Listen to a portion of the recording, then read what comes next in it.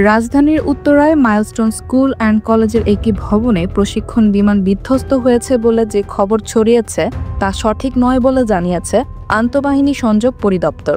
মঙ্গলবার এক বার্তায় এই বিষয়টি স্পষ্ট করে আইএসপিআর।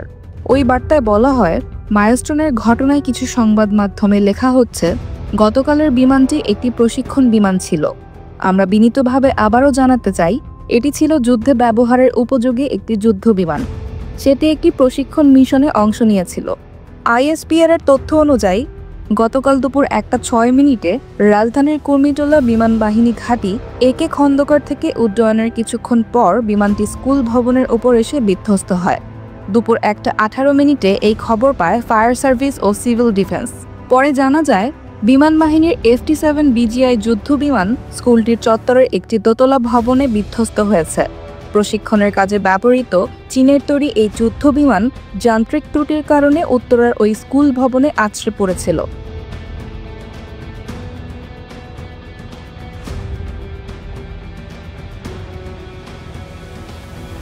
বিমানটি বিধ্বস্ত হওয়ার পরপরই স্কুল ভবনে আগুন ধরে যায়।